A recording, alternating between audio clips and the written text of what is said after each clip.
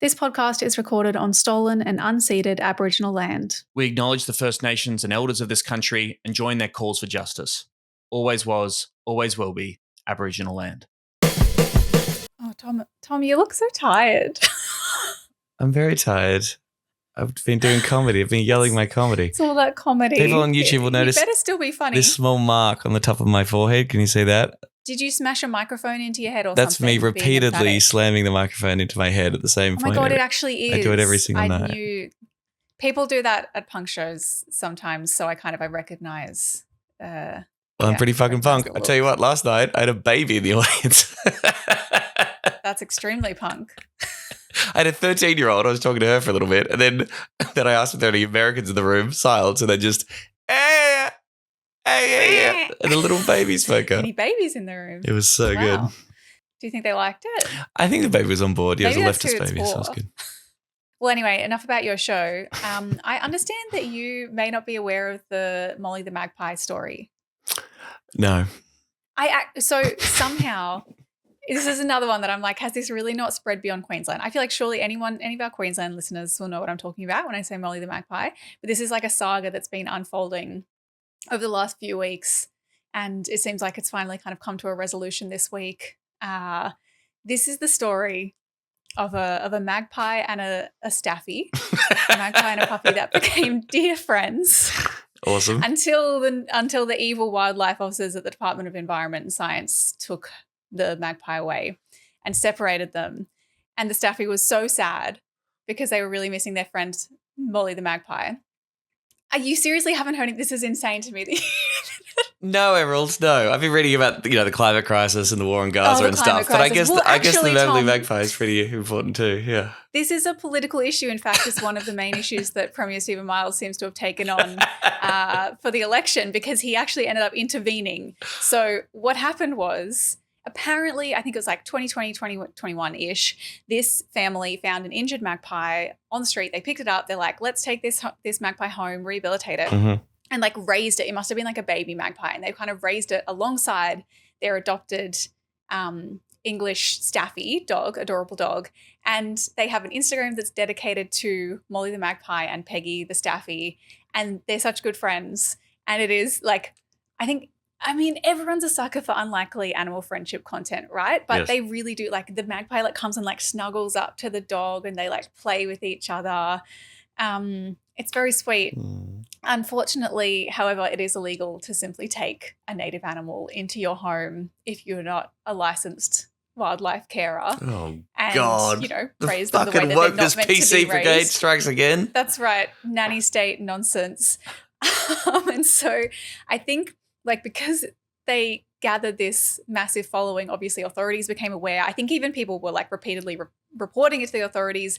There were rumors about whether the magpie was like kept on a leash or how they kind of got them to do these things. What? Unsubstantiated. Okay. Unsubstantiated. But if any animal could escape quite easily, it is surely the magpie.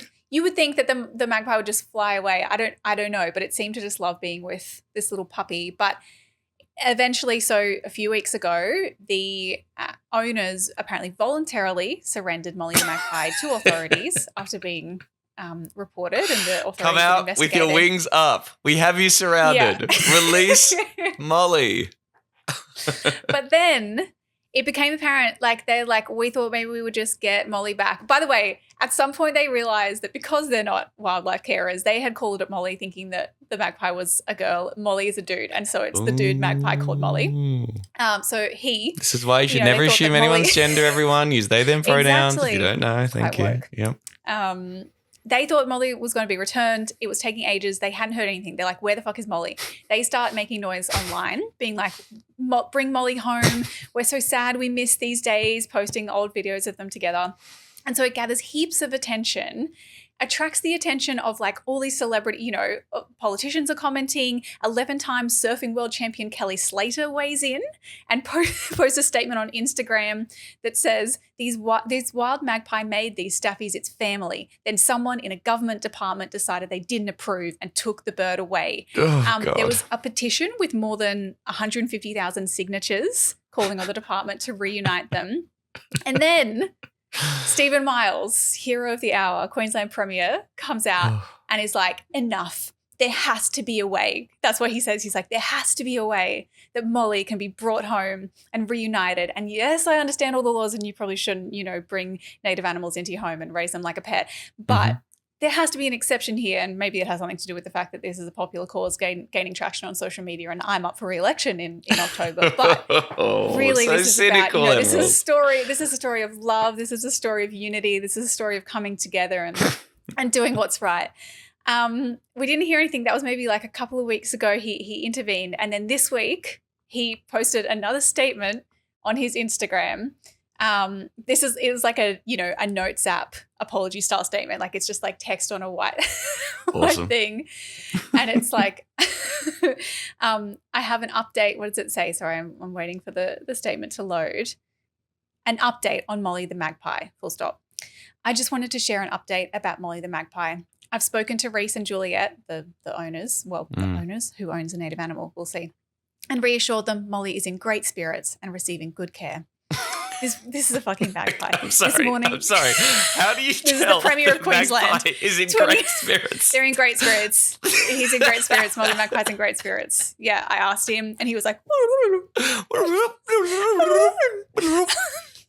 this morning, the department, I'm the Premier of Queensland, this morning the department has advised me that the couple can secure the appropriate licence. The team will now work with them to do that. It's good news. It means Molly can come home very soon. I'd like to thank everyone who has written to me to share their concerns and advocate for Molly's return. That's right. Thank you. If you've written a letter about the magpie and you haven't written to your EP about like Gaza, go fuck yourself, all right? There's something wrong with you. I'm sorry. I know. Come on, guys. Yeah. So Molly's going home. Apparently the parents are getting their permit to look after it. The funny part is, I looked back at the articles and when they had voluntarily surrendered the magpie, the owner was like, oh, we'd done everything in our power to try and get the wildlife permit, but I had to retract my application, quote, as it was a bit of a conflict to our page. So obviously, because they're like, you are probably profiting, like you're probably doing SponCon and whatever, you're benefiting by being an influencer with this, by quote unquote caring for this magpie. You can't be a wildlife carer who's actually just trying to be an influencer. And so a condition apparently of them having this permit is that they cannot profit or benefit from looking after the magpie. So I don't know what happens to the Instagram page. I know that there were rumors, maybe, I'm not even sure if it's just a rumor. I think they'd said there was a book deal that they had about it. Presumably the book is dead. Very sad. We're not going to be hearing the Molly the magpie story anytime soon. But everything's fine. A magpie expert has also weighed in and been like, yeah, it's quite possible the magpie thinks it's a dog. So all happy ending thanks to Queensland Labor. Delivered. The Greens after their disgusting display of anti-Semitism over the last couple of years. This may backfire on the Greens quite badly. It's the Jews today. Who's to say it's not the Hindus tomorrow? We're stuck with the hosts of Chapo Shithouse podcast. Serious danger to Australia. Well, that's great. Thank you for bringing the story of Molly the Magpie into my life and to this podcast, which is Serious Danger, a podcast about green politics in Australia. It's not an official Greens Party podcast. Did the Greens have a position on Molly?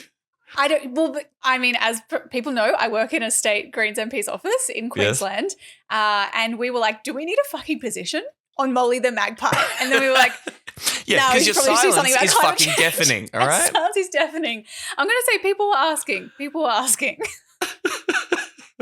Surely we're for all unlikely animal friendships and also for regulation for appropriate animal welfare. So yeah. I don't know. Molly's in good spirits. So that's what I want to hear. Yeah, wedge issue for the Greens, I guess. This is not an official Greens Party podcast. It is made possible with the help of the Green Institute and produced by Michael the Griffin. This week we are chatting about our good mate Purplepingers and his absolute incredible media blitz and crusade on squatting in people's houses, driving right-wing conservative landlords and property owners Especially insane. in America, for some reason. In America, for some reason. Yeah. We're excited about that. And we'll check in the latest on Israel's genocidal war on Gaza, particularly the speech that Penny Wong gave this week, which, looking into it, is nothing. Not actually a thing. Okay. Still interesting to talk about, but making a very banal position and a meaningless position, basically, in the context of the horrific genocidal war that continues.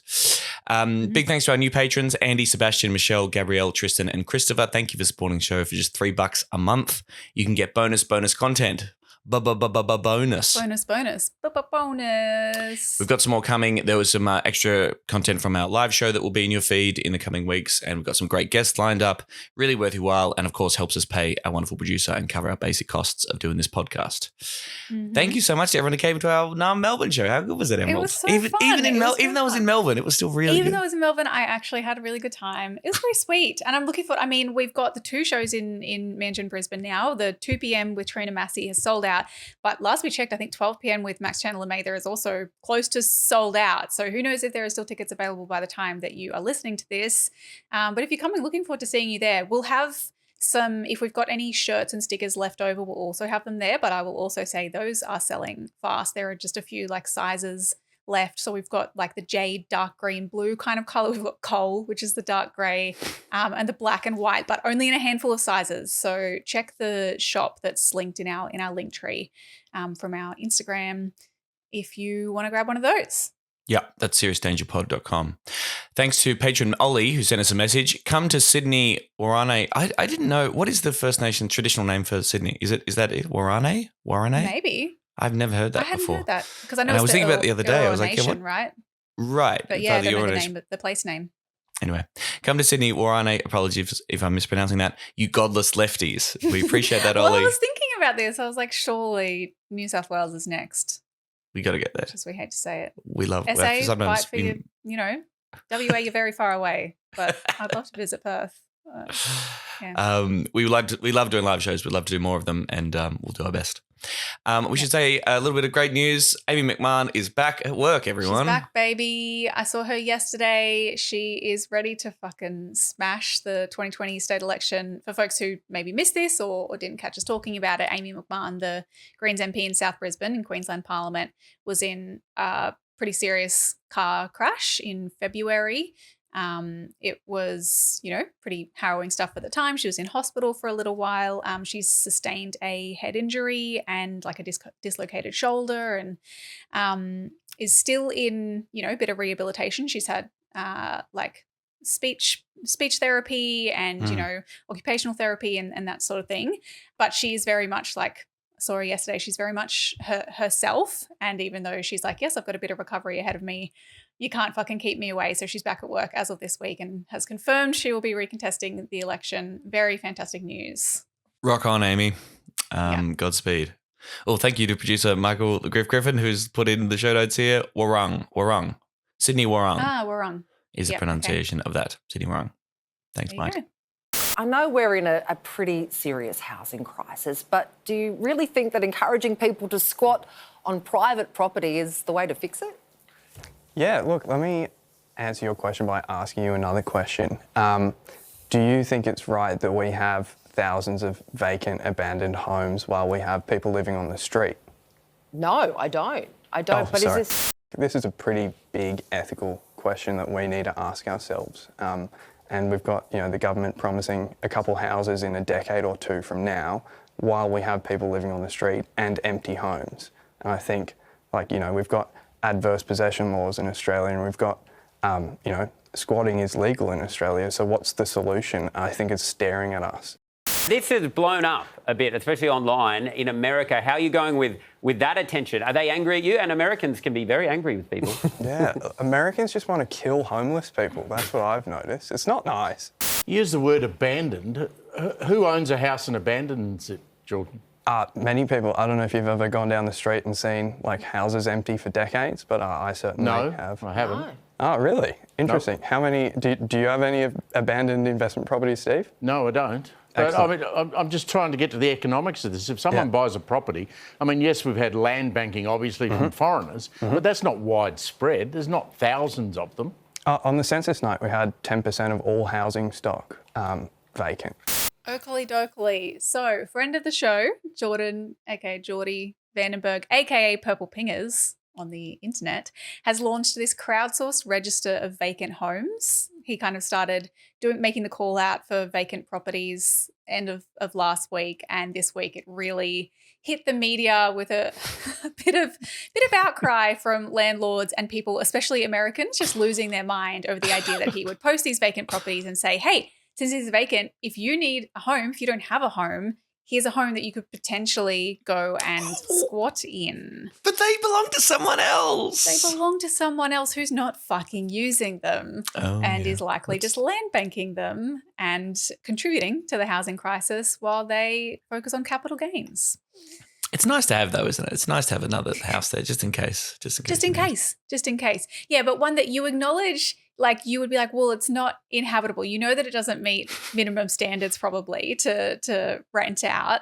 But you also know that if you just don't spend any money on doing it up and just hold on to it for another year or two, the amount that you would have made potentially in rent is actually subsumed by the capital gains that you would make because of our cooked fucking housing market where you can just sit on land and the price of it just goes up and then you write it off on your tax. And yeah, it's all really good stuff. I must say, I hadn't really thought about this. Whenever I thought of land banking, I thought of developers banking empty land and they didn't develop at all. That's like literally there's nothing there. But yes, the idea that property investors have an actual house, like actual place where some human could live, provided it is up to code and like is you make the changes there. The idea that you would keep that and that's actually worth your while, that the price of land is spiraling so much that it's actually worth just having an empty house sitting there and increasing in value over time rather than housing anyone and getting rent as insane and extortionate as rent is at the moment. That's like an extra level of cooked dimension to the housing market that I hadn't considered before. Thanks, Purplepingers. There's this old explainer of it from Cameron Murray as to why investors would leave the like a house, a home vacant that crystallized it a bit for me, that it's like, well, if you have a property that could be tenanted out, but it's maybe worth $500,000 if you sell it with a tenancy, or $520,000 if you sell it with vacant possession, so that someone can move in straight away. The $20,000 that could account for a year's rent potential, like that, or whatever, it accounts for a significant time of rent. So it actually makes more sense for you to just leave it vacant for the chance that you're then going to be able to sell it vacant. And also it doesn't matter because then, you get the capital gains because the value will go up as you're sitting on it. So, people are really doing that, despite what Steve Price, so Purplepingers, he launches this platform. He's put it as another section of shitrentals.org, which is what we've spoken to Geordie about before, which is this website that kind of catalogs, really poor standard rental properties and tries to sort of name and shame real estates and real estate agencies and landlords who are trying to rent out shitholes effectively. But he's now got a separate, tab where there's kind of a few vacant properties listed. If they have been abandoned for more than 2 years is the threshold that he's kind of set. 2 years? 2 years. Yeah, so it's not like they're just, he's like, does this look empty for the last week or two? That's his threshold that he set. He's also said there are quite a few properties that he's not publishing, and actually what he's doing largely is kind of using that register to bring attention to the cause, and then people are contacting him directly if they need a home, and he will let them know about a place that they could potentially live in if they really need a roof over their head, Right. And so he's posted about this, what Geordie does is he does TikToks and he's on Twitter and all of that. And of course, people saw this and lost their fucking minds, and especially Americans. I guess what is it about Americans that this makes them so angry? Why? Well, it's I don't think there's anything unique about America necessarily. I suppose the relationship between our social media and their social media is probably closer than other countries, and it is the suggestion of any kind of anti-capitalist politics. He gets enough attention in the media.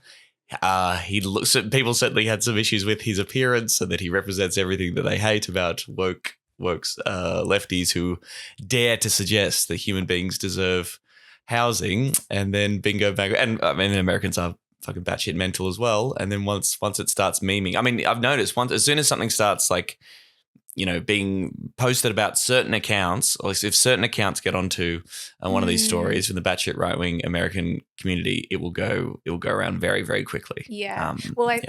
I think apparently it looks as though there's an article or two published in some far right, quite conservative outlet that then has spurred a bit of people freaking the fuck out. One of my favorites was at Loud Proud Texan, screen name Balanced Duality, who tweeted at OzFed Police. Incredible.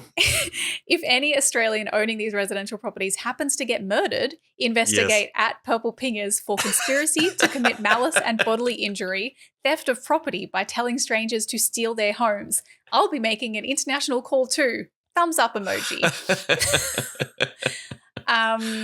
People, so many people just tagging FBI. People really just tagging the authorities. Tagging Elon Musk, being like, is this allowed? So these, of course, are still free speech psychos as well. But now it's like, hey, Elon, you shouldn't allow this guy to post. This is actually illegal. This guy is encouraging people to commit a crime. And that's really the nub of it, right? Like the idea that there was a suggestion or a call for squatting. And I don't want to jump ahead if you've got other stuff about explaining exactly what that is there. But that's the call. The idea that, properties that are vacant for more than 2 years, for fuck's sake, the suggestion that someone should use them and that you might transgress their precious property rights by living in an empty house, for God's sake. That's what drove people mental. Yeah, so this is the thing that he's kind of trying to draw attention to, that it is probably it may not be illegal. This is the kind I don't really know what the legal distinction is there between it's legal and it may not be illegal, but it seems to be phrased as may not be illegal at if the property looks abandoned and is unlocked, you can basically go in there and squat. If it's locked, if you have to break in any way, then you are you're breaking and entering. So that's a crime. Yes. If the owner asks you to leave and you don't leave, you're trespassing. So that's a crime. But otherwise, potentially legal. And then the other, the kind of really interesting argument is that then if you're there for a certain number of years, it is a long time. So in all states except Victoria, and there's no provision for this in the ACT or the NT, but if you have squatted somewhere for 12 years, you can claim possession effectively under adverse possession laws. So this has happened where people have squatted somewhere for 12 plus years and they can go to court and say, well, it's mine now. Finders keepers, losers weepers. Effectively, you snooze, you lose, use it or lose it. That's a real thing. I mean, that's obviously going to be rare, but that is. Well, I mean, if you want to get on the property ladder, young people out there, you're probably taking 12 years to save up a deposit anyway. So why don't you just try and find an abandoned place and bingo bango, you've got yourself a property portfolio. Have you seen any of the examples of people doing this? There was this story in SBS earlier this year about Percy. I don't know if that's their real name, but someone in Brisbane who, has been squatting in this place. But what I didn't realize until I read the article was great cup, Tom. Tom just took a swig out of the cup. Oh, sorry. That one of our listeners brought to the Melbourne show that has my face, my candidate picture on one side, and then on the other side it's just Arial letters, black and white, Tom. Sorry, I forgot that I was drinking this. Very appropriate. No, sorry, I had to, watch the YouTube if you want to see it. Sorry, but Percy, so Percy was renting in this place, moved out, probably the rent increased unsustainably, or maybe he didn't get a lease renewal, and then realised after he'd left that it wasn't rented out again. So he's like, why didn't I just go back? And moved back in as a squatter. Yeah, and he's been there for a little bit. There's this story of 1998, it's actually a property developer. Fuck, I didn't realize that. That's I have a conflict as to whether I like this guy or not. But Bill Gertos walked into a 3-bedroom house, taking it as his own after learning the elderly owner had died. He renovated, changed the locks, and put renters in the place for 20 years. Wow, what a fucking... I didn't realize this guy sucks so bad. For 20 years? Yeah, and in 2018, he won the title to the house. He sold it in 2020, making $1.4 million. That guy kind of sucks, but we should do that, but do it as actually living in the home, not fucking renting out it like a fucking parasite.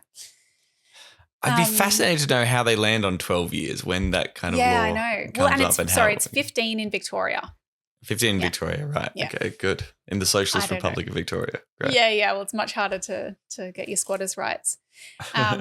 What's interesting, I mean, just on the Americans, like what's probably concerning is how much they seem to be relying on this. They're like, if someone did that, I would just shoot them. Americans, they love just being like, yeah, well, in Australia, you don't have guns. We've got guns, so we'd shoot you. And I think part of the, maybe the big American response spurred it on a little more, and Geordie then ended up going on The Project this week, which is the clip that maybe a lot of people have seen because this interview is just incredible. Did you watch it? I only saw a couple of clips. I'm sorry. Yes, okay. I haven't got the whole thing. No, it's just great because, like I said before, Steve Price, as always, is just an idiot, and he's like, well, but who is doing this? Like, who is actually who's just leaving properties empty? And Geordie's like, well, I've received 200 or 300 submissions of properties that have been abandoned for more than 2 years in the 48 hours since I put it up. So. Clearly people are doing it, and as we said, there's reasons why they would do it. And he's just sort of, Steve Price is like, I don't know. And they're like the kind of, the tone is very like, well, we all agree homelessness is bad, and we need to do something about it. But is this really the solution? And it's like, well, no, it's not. This isn't the solution. But like, no, you're not fucking doing anything. Like, they're like, shouldn't we focus on policy solutions? And Geordie's like, yeah, sure, but like, right now people are homeless, and if there's a roof that we can put over their head, then why would I not do that, Yeah. The outrage reserved for a young progressive person doing something with humor and with skill and cutting through by taking some photos and setting up a website. Like, this is outrageous. We should talk about this. But the ongoing housing crisis, the fact that we have, people with hundreds of houses and other people sleeping on the street, well, that's just kind of like how Australia works, and Steve Price doesn't get on his soapbox about that, of course.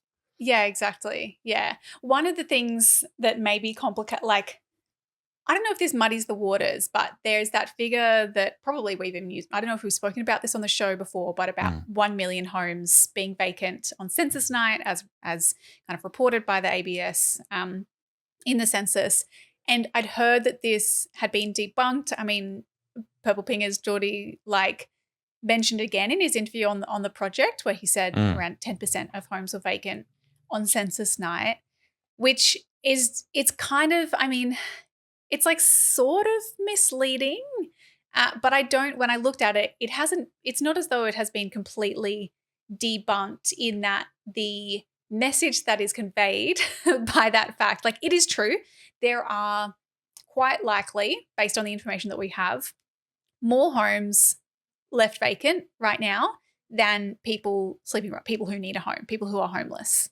So the way that census figure works is like, it could include, it's basically anyone who hasn't put in their census form for that property on the night. So it literally could include people who just weren't home, for example, on the night that the census was conducted, and just didn't return a form.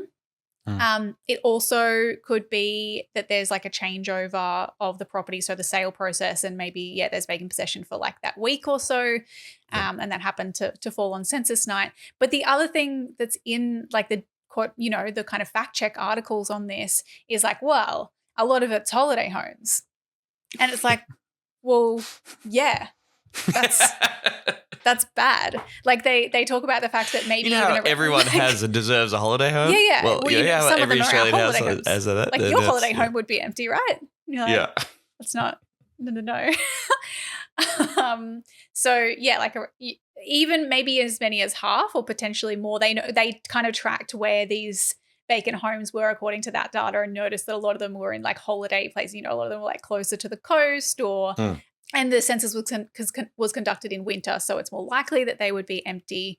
So yes, probably a lot of them are holiday homes. But the ABS then, probably because they noticed that this figure kept being used, and they were oh, it's not totally a complete representation. So they then released more data late last year in their housing snapshot, which said that around 136,000 homes have no sign of recent use, or had no sign of recent use as of June 2021. And this is using a bunch of, it's kind of an experimental way of getting that figure. They break down a bunch of different things that they use, but it's, for example, has electricity been used there in in recent times. And so 136,000 homes is still a lot when you consider That's that a lot of on homes. census night, Yeah. there were an estimated 122,494 people who were homeless. So Yes. still, yes, more empty homes than homeless people, which is particularly relevant when, you have these developers and conservatives just pushing the line that the only problem is supply, not the tax system, not skyrocketing rents, not profiteering, whatever, not land banking. Like, there are homes. Yeah. I mean, that stat, I think, I never took it to mean that, hey, look, there are a million homes that could all be used, could be, yes, like obviously there are a whole bunch of exceptions in there. It was a statistic to point to the fact that there are shitloads of houses out there being used for lots of different reasons and to question the supply narrative because unless you are also willing to acknowledge that property investment and the incentive to own shitloads of homes to make lots of money is a restriction on the supply of housing for everyone to secure housing for everybody across this country, then you're talking nonsense. If you don't agree with me that a guy having 238 investment properties isn't a problem when it comes to talking about housing affordability and home ownership in this country, I don't know what we're talking about. So citing this fact for saying, yes, obviously there's not a million homes that could immediately be handed over and, nationalized by the state and handed over to homeless people. But, as you say, as you dig a little deeper, 136,000 homes that are sitting there empty. I mean, and recent use would be what? We're talking about months and months and months, right? At least, I'm not sure exactly what period that is, but I mean, I would imagine it would represent, that no one's fucking using it. Like what a reasonable person would assume. That means it's effectively abandoned. I mean, I don't know if that's, I wonder if it's around 6 months or slightly less given that that's the figure that's often used in vacancy taxes, which maybe, that is the solution that Geordie says that's one thing that could be done.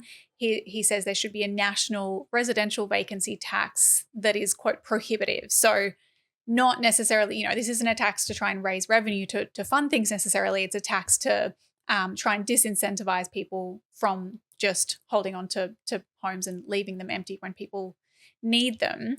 And as I understand it, Victoria is the only state right now in Australia that has an empty homes tax. They have their vacancy tax introduced in 2017 and expanded maybe late last year with help of the Greens to cover the whole state. Before it was just like inner city councils that if they were unoccupied for more than 6 months in a year, then the owner is liable to pay 1% of the property's total value for this tax. But that was, it'll be expanded, comes into effect from next year across the state with exemptions for holiday homes, of course, and things like if the owner's doing renovations. But that's only for empty homes. For undeveloped land from 2025, I think it'll be if it's left for 5+ years without developing it. That's quite a long time, but yes. 5 years, Jesus Yes, Christ. that they can just sit on it. And think of the capital gains that you can make if you're sitting on, especially if it's like kind of prime real estate and just doing nothing, sitting on your fucking hands for 5 years. You probably, I wouldn't be surprised if you could make more than 1% of the value in capital gains. But anyway. Probably developers are lazy. No one wants to work anymore. People just want to sit on their fucking land, the squatocracy. Who was in power in Victoria in 2017? Like, who introduced the vacancy tax? That would have been the Andrews government. It was Andrews, yeah. Yes, Okay. yes. They won in 2014, yeah. Yeah, I actually didn't realise, I maybe sort of vaguely heard about this, but hadn't properly clocked that, Victoria is the only state that's done this. And what the Greens did when so I think they must have been in the balance of power to pass this legislation expanding the scheme, and they negotiated a higher rate that scales up year by year. So after it's left vacant for the second year, then it goes from 1% up to 2%. And if it's 3 years or more, I assume, then it goes up to 3%. So that it really is trying to incentivize, not just leaving it vacant forever and ever. It's still, that's, still substantially less than what the Greens have proposed elsewhere. I actually couldn't find if other Greens bodies in different states and territories had proposed this or if we've proposed a national rate. But I know in Queensland, the proposal that Amy McMahon put forward for an empty homes tax was 5% of the value.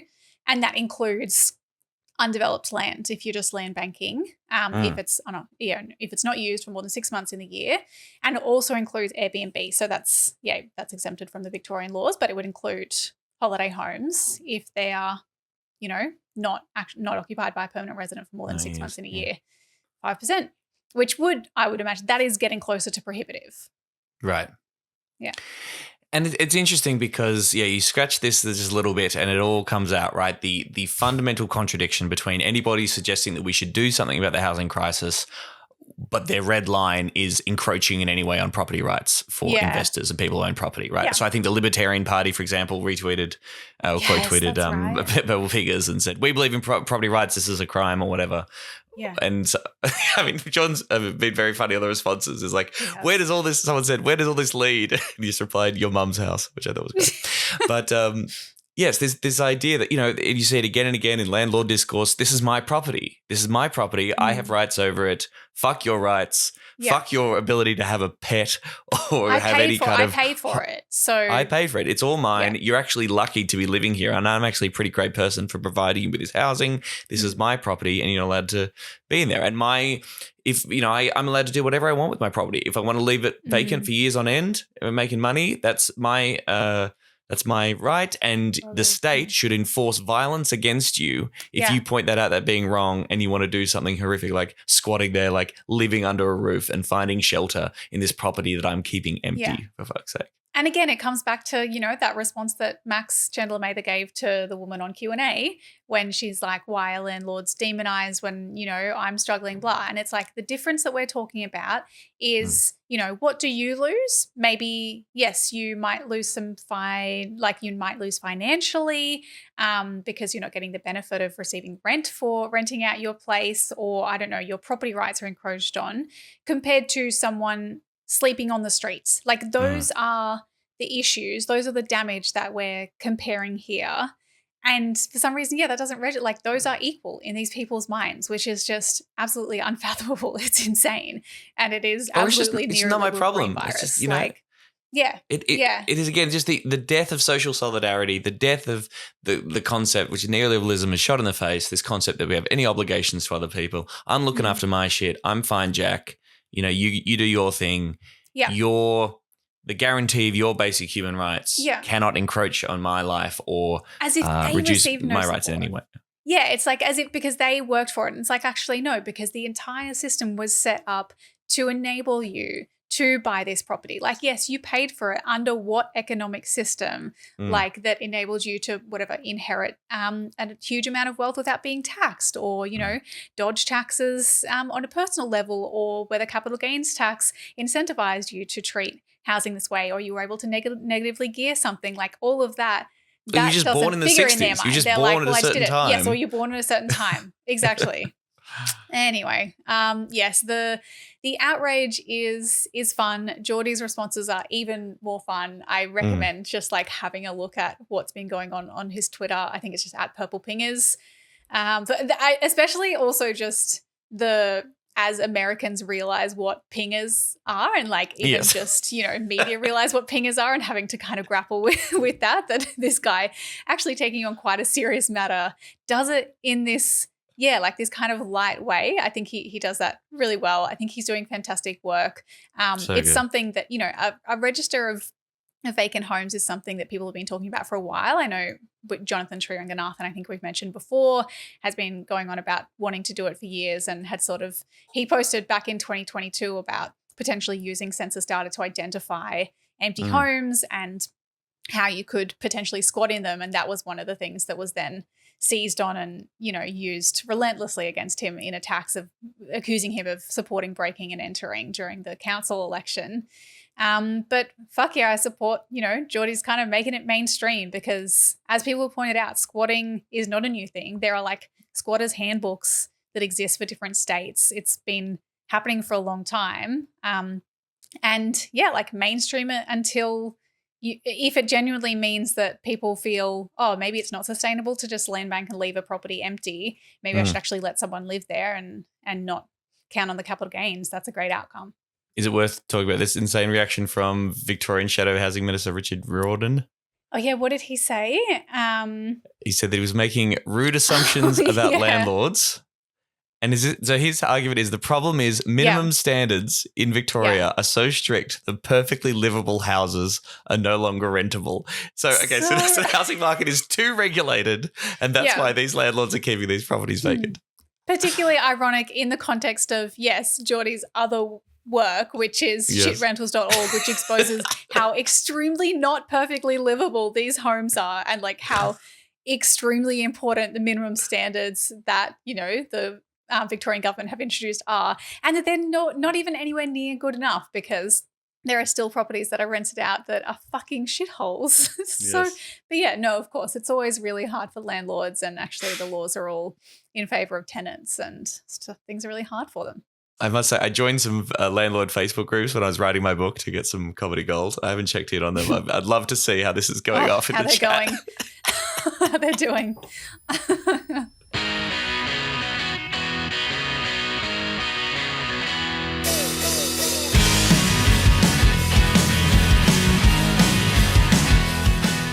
Speaking of squatters, let's talk about Israel.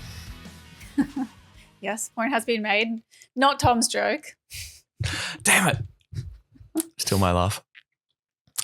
Let's check back in on the latest in Israel's genocidal war on Gaza. We've now crossed the 6-month mark, of course, on April 7th. 6 months of horror. And we didn't get a chance last week to sort of talk about the latest developments, the big story, of course. Sorry. I mean, then if we are going to make that joke, so they would be liable for a vacancy tax in Victoria. Israel. Israel, I guess so, yes. No, yes. But yes, so the occupation's been going on for much longer than 6 months, isn't it? Maybe we should cut that out. We cut it out? Who knows? Okay, great. Well, we'll let Mike decide. Leave it to Mike. See. We can get to sort of talk about this, of course, this big development, what many are calling this turning point in the war, apparently. We might have some skepticism about that, but we had this IDF drone strike that killed 7 World Central Kitchen aid workers, including a 43-year-old Australian Zomi Francom. They were in a deconflicted zone. They were in clearly branded WCK vehicles, had the logo on it on the side and the top of the vehicles, I believe. They'd been coordinating their movements with the IDF, but were still victims of what Israel has said was an unintentional airstrike. Mm-hmm. Real whoopsies stuff, Yeah, they do lots of whoopsies, don't they? And it was I don't know if you heard the details, but like the airstrike on one vehicle, survivors get out of that. Some people run, make it to the second vehicle, which then gets struck. And then again, that happens with the third. Like just truly unhinged shit. It's when you're reading the details about it, you're like, this is bonkers. IDF sources reportedly said the attack happened because every commander sets the rules for himself, and there was an erroneous suspicion that a terrorist was traveling with the convoy. I saw some commentary. They were like, oh, the vehicles look like the ones that we used on October 7th. The IDF is just getting triggered, just having flashbacks now, and just randomly pressing a super targeted drone strike. Yeah, great. The most moral army in the world. Benjamin Netanyahu's called it tragic, saying it happens in war. We check it to the end. We're in contact with the governments, and we will do everything so that this does not happen again. Will you though, mate? No. Don't Will believe you actually do everything? Yeah, I don't think you. No. The consequences have been really harsh. An IDF spokesman said that 2 officers involved had been stood down from their roles due to their involvement in the strike, but only one, a reservist, had been removed from the IDF entirely. The other one is being investigated. So we'll see how that goes. Okay. There's been international condemnation. Prime Minister Anthony Albanese said the aid workers' deaths were completely unacceptable and has demanded full accountability. And I don't know, people might have been reading, profiles on Zomi Francom. She seemed like a pretty extraordinary person who'd, traveled around the world providing food and aid to people who desperately needed it. And of course, their family is grieving, and it's horrific. Yeah. Having said that, I mean, there's a conversation around the reaction to these deaths, and okay, some people are waking up to how horrific this war is. Is it better late than never? Is it an actual turning point? What do you think? If it is an actual turning point, that's great. But yeah, you can't help but think when Anthony Albanese says this death is clearly unacceptable, that there's an implication that the deaths, the thousands and thousands of deaths, including, women and children, civilians prior to that, were acceptable, which, just boggles the mind. Crazy. And it gets even in my head, like this nationalist idea sort of to poison you. Like at one point I find myself thinking, oh, of course, I guess it's reasonable that the Australian government would be more vocal or outraged about the death. And then I go, hang on, no, that's not reasonable at all. We should be actually as outraged at the death of if all innocent life matters and is equal, as we constantly say, as a cliche that we constantly regurgitate. We should be absolutely outraged at the 32,000 deaths that have already been murders, really, that have been committed by Israel, including 13,000 children, for fuck's sake. Mm. But even then, it's like more than 196 aid workers have been killed in Gaza since October, according to the US-funded Aid Workers Security Database, which I had no idea about, of course. So it's not even We've heard a lot about the deaths of journalists and stuff. Yeah. Sorry, what was that? So it's not even just about their position. No, right. Yeah. Yes. So I guess the question is, what is it? Is it the egregious nature of this particular, the cruel, cold-hearted idea of killing people, feeding the hungry with drone strikes? Is it just this point at the war that the pressure's been building? I don't know. What do you think? Is it because so many died at once? Like, Right. I assume maybe those 196 were kind of spread out. I'm not sure. I mean, from our point of view, I assume this is the first Australian aid worker that's been Oh, killed. yeah. In terms of the Australian government's response, it's obviously just because they're Australian, which, yeah, that's borders are weird. Australia mentioned. Some truly pathetic responses from our political leaders. Again, Albanese said, I conveyed to Prime Minister Netanyahu in very clear terms that Australians were outraged by this death, by this tragedy of this fine Australian. Australians will look at this and be deeply, deeply concerned that someone going about their work providing aid in an exercise of humanity could lose their life in this way.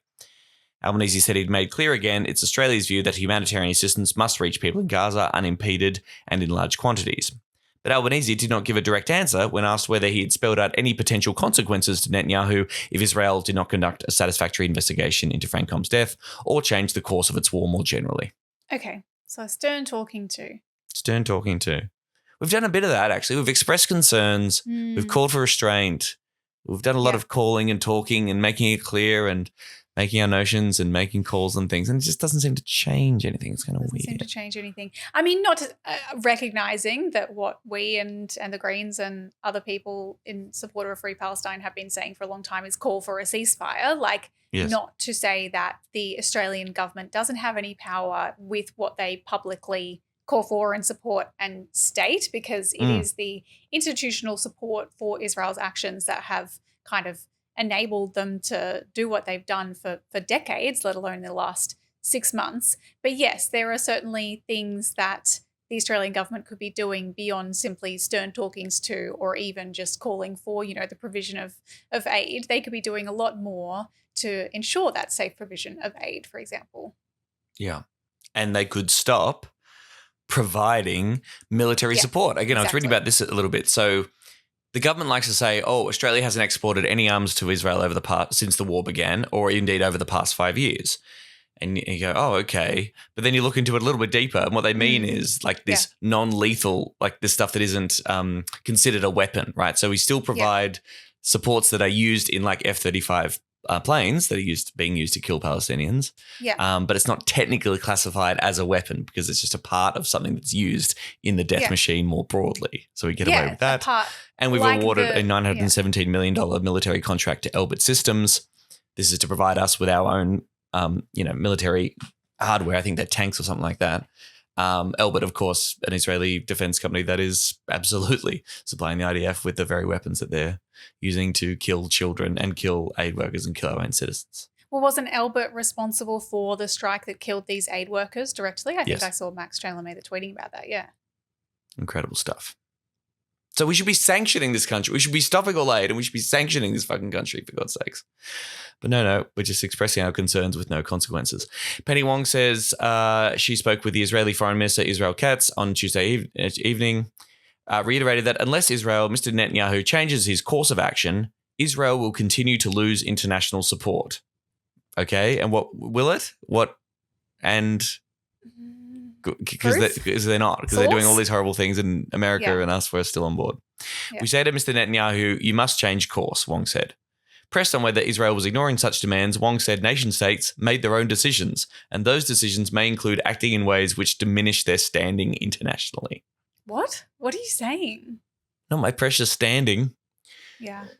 I thought this was good. The president of the Australia-Palestine Advocacy Network, APAN, Nasser Mashini, called on the Australian government to hold Israel to account for its continual breaches of international law and to avoid weak language. This is not a tragedy. This is a crime. I think that's really important. We saw tragedy being wheeled out a hell of a lot in response to these aid workers' deaths. Like, nah, man.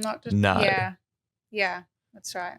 Shadow Foreign Affairs spokesman Simon Birmingham said the deaths should never have happened, but these tragedies are just part of what has been an enduring tragedy since the barbaric attacks from Hamas. Oh, so it's barbaric attacks when it's from Hamas, but it's a tragedy when it's IDF strikes on aid workers. Yes. Okay, yeah, sure. I mean, and we saw this a lot. I think Greg Sheridan had a full piece in this show, like seriously blaming the IDF killing these aid workers with a drone strike on Hamas. Right, Israel has no responsibility for all this. It's all Hamas's fault. Like seriously trying to make this case that you can't blame Israel. Israel's the best, most moral army in the world. They're doing everything they can to reduce civilian casualties, but not our fault. Yeah. They started it. It's like, do you really need to be like a parent talking to a child? It's like, I understand he moved over to your side of the car seat, but you've hit him, and that's not okay, all right? And they're like, but, like, don't fucking care. Don't want to hear it. You just bombed fucking aid workers and you've killed thousands and thousands of children, so. Yeah, not fair. There's going to be an investigation into this by the IDF, of course. I'm sure that will be rigorous and unbiased. So rigorous, yeah. We've appointed former Defence Chief Mark Binkin to scrutinise the Israeli response and that investigation. Albanese said, we expect him to have full access, and there's been reporting this week that that's probably not going to happen, that the IDF will absolutely stop him from looking at everything. So it's a whole fucking sham. Yeah. And I think what's interesting is, again, our direct complicity in this. Okay, so the reason why there's World Central Kitchen staff there, the reason why Palestinians are starving, and the UN tells us that something like 70% of Gaza's population is facing catastrophic hunger. It is basically a famine right now. People are probably reading horrific stories about what Palestinian people are forced to eat in these circumstances. A big part of why that is so acute and terrible is because we suspended funding for UNRWA, right? The United Nations Relief and Works Agency of Palestine Refugees, which Australia did based on spurious allegations that UNRWA were complicit in the October 7 Hamas attacks, which Israel pulled out of their fucking ass on the same day. The ICJ hands down their finding they could be engaging in potential genocide. We unequivocally accepted those allegations, suspended funding for UNRWA for a long period of time. America's still suspended its funding, my understanding is.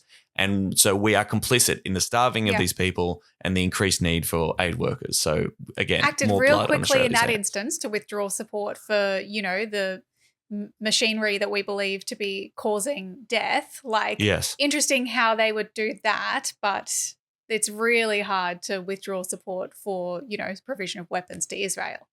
Like, we've also been learning wonderful facts about the IDF's AI-generated kill list. Did you hear any about this kind of nonsense? Vaguely. Yeah, tell me. New testimony from 6 Israeli intelligence officers that the IDF bombing campaign uses an AI-powered database that has identified 37,000 potential targets. The system can specify likely civilian deaths prior to attacks, with the military at times explicitly permitted to kill 15 or 20 civilians during airstrikes on low-ranking militants. 15 or 20 civilians. Yep. I don't know what the rank. I don't know but if there's a they're only chart. Palestinian and they sort of said, civilians, so Yeah, well, who gives a fuck? Yeah, exactly. Yeah. I mean that is like Terminator shit. That's like dystopian future shit. And this is our ally. This is the democracy. This is the country that we are standing by and endorsing and trying to hold up as this incredible country that deserves our support in the Middle East. Like truly, batshit stuff. So we also had this intervention from Penny Wong this week. She gave a speech at ANU College's Securing Our Future conference on Tuesday night. Did we get an invite to that? Did we? I didn't. I don't know. We've got so many emails. It could have just got lost. Potentially one of the invitations that we didn't get to. hello@seriousdangerpod.com if you want to get in touch. Serious Danger Live at the Securing Our Future conference. Securing Our Futures. And she gave this speech. There was a lot of reporting around it, but again, looking into it, I've read the speech. It's kind of a nothing burger, but even the response to the nothing burger gives you an indication of where the debate around Palestinian statehood, Palestinian justice, and Israel's genocidal war is at. Australia's Foreign Affairs Minister Penny Wong says the recognition of a Palestinian state is the only hope to break the endless cycle of violence in the Middle East, and a two-state solution would help ensure long-term security of Israel and further undermine Hamas. So basically, she's floating the idea of Australia recognising Palestinian statehood as a means to get to peace. So has the government not said this before? Because I understand that that's Labor policy, right? Yes. But the government hasn't said this yet, and that's why it's significant. Yes, and perhaps in the context, post October 7th, I suppose, in response to the current conflict.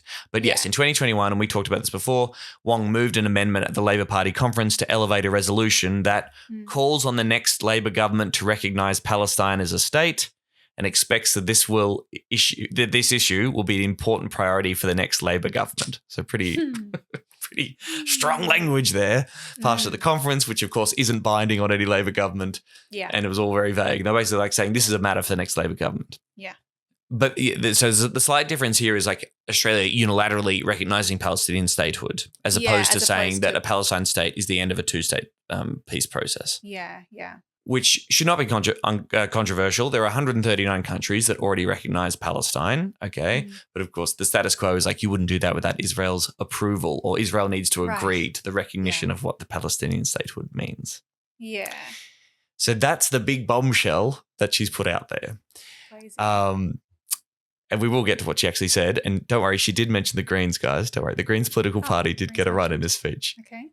But I'm interested in your thoughts about like even this question and the debate around one state, two state in the current context. I don't know. Do those terms even have meaning or relevance to the situation right now? Barely at this point. I mean, I know, so like the Greens used to, I believe, I think that our policy used to support a two-state solution. You can go back and look at, previous speeches that senators gave kind of in support of Palestine that were advocating for a two-state solution. But that was changed in, the last few years where there was that new resolution on Israel and Palestine. And that resolution says that Israel's ongoing occupation, Israel's activities have rendered a two-state solution effectively impossible. Yeah. And I think like that was the case when that resolution was passed, and surely that situation has disintegrated, immeasurably further since the 7th of October Hamas attacks and, particularly Israel's retaliation to those attacks. Like, yeah. I mean, but yes, and particularly the context there now is like Netanyahu has specifically rejected the idea of a two-state solution. So even the pretense that, hey, Israel wants a two-state solution, we all want a two-state solution is just bullshit. Yeah. And so then the pivot is, well, the Netanyahu government is bad and Netanyahu doesn't want a two-state solution and we need a more moderate Israeli government to come in and figure this out. And you're like, where is this political push within Israel for a two-state solution that is anyway serious? It doesn't seem to exist to me. And in fact, the genocidal psychopaths that are currently making up the Israel government are doing relatively well to have a level of support from the Israeli And how could you trust that solution would actually be genuinely implemented in good faith by Israel when like every agreement that has been struck or when borders have been drawn, like they've encroached on them and they fucking enabled illegal settlements, on the West Bank. Like I just don't, like looking at the actual reality really makes you question the theoretical idea of just a peaceful two-state solution as supported by Israel, together with Palestine. And I think what we're seeing from figures like Penny Wong or the Biden administration, two-state solution is a get out of jail term. It's a way to dodge more pressing questions about what Israel's doing right now. Yeah, both sides, exactly. And to delay and push things down, kick the can down the road. And saying even the Greens position say, well, Israel needs to end the occupation. If you actually want to get anything towards peace, that's a fundamental part of it.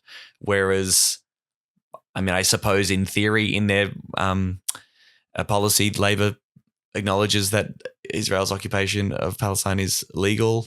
But we've been seeing you've been seeing people respond to this saying, "Oh, Israel doesn't occupy Gaza," as if Israel has no say whatsoever. The borders and what goes in and out of that territory since they left in 2006 and then Hamas took over. Like they're still rolling that kind of bullshit line. Yeah, it treats it as like a really distant and abstract issue. That it's like those guys, they need to sort out their differences first. And like particularly it separates the colonial project of Israel from Yes. like the entire colonial project that is supported by the US and Australia and, other kind of imperial states. And yes, like I think that that's what the two-state solution as figured by the Labor Party and people like Wong does is wash our hands of it by casting it just as, it's like when people cast it as it's like, oh, religion has just caused so much trouble in the world. Yes. Why can't the Jews and the Muslims just stop fighting over whose God is right? And it's like, that's not what this is. It's a settler colonial project. And it has, really clear similarities with other settler colonial projects across the world, and Australia is one of them. And yeah, you're right. The both sides thing allows you to ignore the fact that one of these sides is occupied and oppressed. And yes, exactly. very big difference. One of them gets billions of dollars in funding from the superpower that is America, and the other one does not. Doesn't even have fucking statehood, for God's sakes. Yeah. Moving through the speech briefly, again, pretty boring across the board, but Penny Wong said on Tuesday, we need to build the pathway to a peace that is enduring and just, because the simple truth is that a secure and prosperous future for both Israelis and Palestinians will only come with a two-state solution, recognition of each other's right to exist, a Palestinian state alongside the state of Israel. Which, again, when you say something like that, immediately, okay, you start asking questions like, okay, but is it a united Palestine? Because we've got two occupied territories that are, cut off by Israel. So is Israel going to cede territory? Are they going to come together, living alongside? What do you mean? And we've got, 500,000 settlers in the West Bank there. So what happens? They seem really keen on staying there and expanding their settlements, and they're actually backed in by the Israeli government in doing that, like literally given guns in order to ethnically cleanse Palestinians from there. So what's the two sides sensible centrist approach to that, Penny Wong? They just have to work it out, So she sort of says, her case is like, this is in Israel's interests. For Israel's security, we need a two-state solution. You need Palestinian statehood. But then she has all these conditions. So there's no role for Hamas in a future Palestinian state.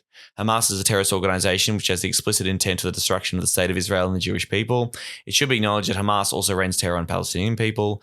It has long been understood that any future Palestinian state cannot be in a position to threaten Israel's security and will need a reformed Palestinian Authority. So that's like a huge caveat. Like what do you think Israel thinks a sovereign Palestinian state is, if not a threat to its own security?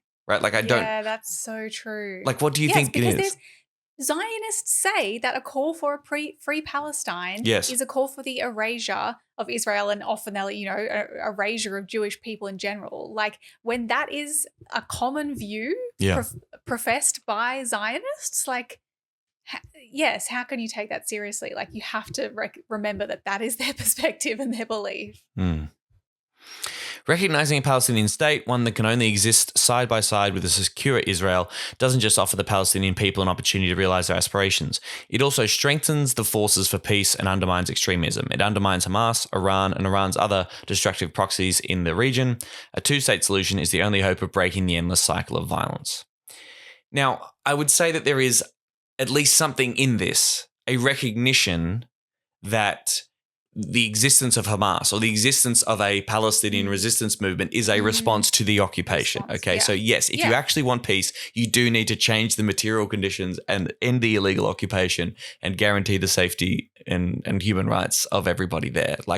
In that, I find the same kernel of wisdom that says, hey, if you kill all the Hamas people and kill all these children, guess what? Something will replace them immediately. As long as the status quo continues, the cycle of violence will absolutely continue. So I would, I don't know. I think there's probably something to that. That's helpful. I think that's I can understand if you are a centrist, being like that's probably one of the more valuable contributions that you can make. You're still wrong on a broad level, and it's not quite there, but it's true. I think people need to recognize what and why Hamas is and why it exists. Yes, because many, particularly apologists for Israel, will represent Hamas as an organization that is completely devoid from its own material circumstances and is simply filled with a desire to kill as many Jewish people as possible, just a burning anti-Semitism that drives their every single motive, and it's completely disconnected with the fact that their people are living under an illegal ongoing occupation and that they've been ethnically cleansed from their own country. As if that has no relevance to their actions and their strategies. They have no fucking military. Right. They don't. Yes, yeah. Did you see the Four Corners on Israel at all? It was John Lyons interviewing like former Israeli intelligence officers, a former president as well. And some of them were like, if I was Palestinian, I'd absolutely be in Hamas. I would absolutely be taking up arms in that part of resistance. It was fast. And these were, these were people who were critical of some of Israel's strategy, or at least certainly acknowledging that the status quo cannot continue. But they were just like, that's just anyone with a brain can see why these people are doing this. Yeah. But look, you're given a big speech. You're the foreign affairs minister. There's lots of stuff going on. We've got massive conflicts. The planet's on fire. It's important to dedicate time to talking about the Greens. Oh, is it? We have to keep listening to each other, respecting each other. But I've heard language demonstrating that people are losing respect for each other's humanity, blatant anti-Semitism, and Islamophobia. I've heard people who claim to represent one perspective diminishing the legitimacy of the other, seeking to intimidate and blame me, Penny Wong, the Foreign Affairs Minister. I'm getting a lot of angry emails right now. It's not okay to blame anyone in Australia for the actions of Hamas. It's not okay to blame anyone in Australia for the actions of the Netanyahu government. Can we blame people for supporting the Netanyahu government? Can we do that? The way she's skirting around being like, stop talking about how we're exporting weapons. And it's not okay to excuse egregious acts just because they're done by people whose views you share. We gain nothing by reproducing the conflict here, by talking past each other, yada, yada, yada. As I said, we're a pluralist country. What unites us is respect for each other and our right to live in peace. Yet there are too many politicians in Australia who are manipulating legitimate and heartfelt community concern for their own ends. The Greens political party is willing to purposely amplify disinformation, exploiting distress in a blatant and cynical play for votes, with no regard for the social disharmony they are fueling. This is not some game. There are consequences.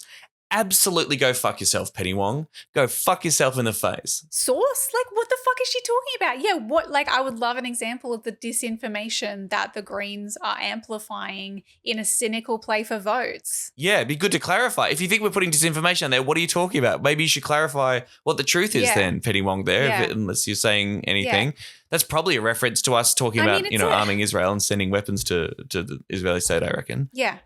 Yeah, but you don't want to specify what it is because you want this to act as a dog whistle so that whoever it is, so that Zionists can go, oh yeah, the disinformation is that Palestine exists, or people who've heard that we're sending weapons to Israel can be like, oh, that must be the disinformation, without actually examining whether that is true or not and how actually it is fucking true. But really, this just reads like they're fucking mad because people, particularly in Muslim communities, are voting for the Greens instead of them, and they're scared they're going to lose seats to us. Like, that's fucking cynical. We're not fueling social disharmony. Your support for Israel is fueling disharmony. The killing of 13,000 children is what's fueling social disharmony. That's why people are upset. And the Greens are doing the job of a fucking left-wing political party by speaking up against that, speaking up for what they believe in, and calling out the genocidal war that your government is fucking supporting. Well, and that is I was going to say, it's like this whole fucking outrage over the use of the word genocide, like how that is painted as the worst thing you can do, because these people are genuinely more concerned with using the word genocide than with the act of genocide. Like, that is the difference between their movement and ours. Like, that's fucking wild. Extraordinary. Yeah, social disharmony is anyone criticising Labor. The misinformation is that disinformation is saying that the Labor government is doing bad things, and that maybe we shouldn't have suspended funding to an aid organisation during a genocidal war that were providing important humanitarian relief because of the spurious claims made by an apartheid regime. That's disinformation. That's craziness. I mean, I remember Jonathan Sriranganathan again talking about this at one point, because he would often be labelled divisive. And he said something like, there's a difference between being divisive, causing division, and pointing out divisions that exist in society. Yes. And it's that thing where people are like, you're being divisive because you say that, police have a problem with racism. And it's like, no, I'm pointing out division. Yes. I'm pointing out racism. That's not that's not causing the division. Yes. Yeah, like, we're not the ones causing the disharmony. We're not the ones causing the fucking problem here. The problem is the genocide. The problem is the occupation and the violence, you know? Preach. And then at the end, of course, you know, again, all this, we want peace and justice. And then she, of course, finishes by heaping praise on the United States, our closest ally, our principal strategic partner, and our largest source of foreign investment. We share values and ideals, and our alliance is underpinned by mutual respect for each other's sovereignty and national interests, except for Pine Gap. Apparently don't give a fuck about that. Yeah. Anyway, just basically saying, as I've said before, American leadership remains indispensable. It is the great builder of alliances and networks, essential for balance in a multipolar region. Absolutely. Once again, I mean, it's exactly what you would expect, of course, from a Labour foreign minister in 2024, but that doesn't make it right. And thank God, again, the Greens exist to say, no, America actually sucks, particularly on Gaza, for fuck's sake. Yeah. And we should resist the empire and have our own foreign policy, please. Yeah. Anyway, I give this speech 3 stars. That's 3 stars. Which So is it the was greatest perfect. insult That's what you're saying. you give any performer at all. You're saying it was perfect. The perfect mix. Perfect balance. But, you know, so she barely said anything there. She just reiterated the policy of the Labor government. And, of course, but the response was insane. People losing their minds. Of course, the Zionist lobby is saying this, you know, Palestinian statehood would reward Hamas and terrorism. Others are saying, of course, it's far too soon after the October 7th attacks. I'm not sure exactly when, how long we can wait before you recognize people's humanity and dignity and try and actually resolve this issue that you seem to love to perpetuate. Simon Birmingham said that Penny Wong seemed to be trying to fast-track a 2-state solution, which is hilarious in the context of a 75-year occupation. Yes. And we're 30 years on from the Oslo Accords. But, like, just slow down here, folks. everyone. Yeah. Just chill out. And I haven't seen this interview. Thanks to Rachel Withers for tweeting this out. But Karl Stefanovic interviewed Anthony Albanese. And apparently Karl Stefanovic said, but separating Hamas and a Palestinian state is like kind of separating the milk and the dark chocolate and the Cadbury top deck. No, it's not. That's on the news. That was on the news. This is the guy that does the news. That's the guy. Lots of people watch this guy and he's like, I don't know, it's kind of like a top deck. I don't know. Or a caramello. Well, no, yeah. Yeah, it's kind of like that, isn't it?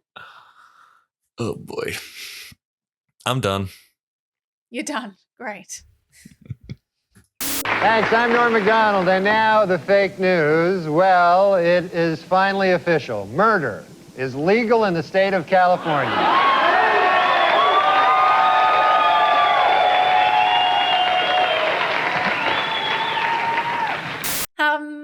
A quick call to action. This week, Toondah Harbour was preliminarily rejected potentially. So Environment Minister Tanya Plibersek announced a preliminary decision or a proposed decision to reject the Toondah Harbour development. For any folks who are not aware of this development, it is a proposal for about 3,600 apartments to be built on top of the water at Moreton Bay on these internationally protected wetlands. They're part of, we are a signatory to the Ramsar Treaty to protect wetlands such as these.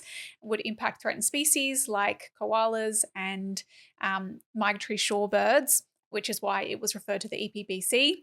There's a whole lot of background to this development. If anyone hasn't kind of followed it, it's been going on for like almost a decade, huge community pushback, bunch of dodgy political donations. Like there was a $200,000 political donation to the Liberals right before Frydenberg, as Environment Minister at the time, overruled his own department's finding that the development was, quote, clearly unacceptable and was like, let's just review it a little bit more. And that's, ever since then has the federal environmental assessment been going on. The Queensland government has like a secret development agreement with the developer and the local council to deliver this as a priority development. They have spent at least $67,000 that we know of in court defending their right to not release that after people appealed, after the Information Commissioner said it should be made public. So there's a whole lot of murky fucking shit about this shitty development. It is really exciting news that Plibersek has come out and indicated that she is going to reject it. But the fear is the developer has 10 days to respond. So does the public. I think my concern, and the concern of a few people, is that the developer will say, oh, well, we won't build 3,600 apartments on these internationally protected wetlands. We'll build 800 or, something like that, a scaled down development. And then Labor goes, oh, well, in that case, that's okay then, even though it'll still fuck over this habitat for threatened species. And all of that. So the call to action this week is to contact Minister Plibersek and really kind of drive home that message that any development on these wetlands is unacceptable, should be rejected. There is a script and a phone number at the link that we'll provide. It's greens.org.au/campaigns/protect-Toondah, but we'll put the link in the show notes and you can check it out there. Also want to give a quick shout out to the Jewish Council of Australia, the good one. There is a good peak body for progressive Jewish people who are serious about anti-Semitism, as we all should be, but who also are willing to criticize the state of Israel. And it's academics, people from lots of different life, Jewish Australians who don't want to be represented by the likes of the Australian Jewish Association or the Zionist Federation or whatever you, and they want to speak up for Palestinian justice and against anti-Semitism and all the good things. Some very good people involved in that, and much love and solidarity to them. jewishcouncil.com.au is their website. I also put the link in the show notes for these two websites that came up in my research. Apparently these websites that are listing how MPs have been voting and their attitude and approach to the war on Gaza, particularly, South Africa's case in the ICJ on Israel's committing genocide. themuslimvote.com.au and muslimvotesmatter.com.au seem to be these websites that are sort of appraising and evaluating how certain MPs are voting. Could be interesting to take a look there and share them around. Very interesting. Please rate and review the show on Apple Podcasts or wherever you're listening now. Give us a 5-star review. It helps us very much. You can also support us by following us on social media at Serious Danger AU, Twitter, Instagram, TikTok, and YouTube. We're there. Thank you, Tom, for showing us the mug. If you would like to bring us a gift, like a mug or something else, you can come to one of our live shows. If you haven't got tickets yet, and there are still tickets, check the website for the tickets to the 12 p.m. show in MEANJIN, Brisbane on the 27th of April, or email us hello@seriousdangerpod.com or comment on one of our socials posts or whatever and let us know if you'd like us to do a live show somewhere else. Tell us where we should come next. You can also find merch and everything else at seriousdangerpod.com. All the links are there. We love you very much. Goodbye. Bye-bye. Serious Danger Australia.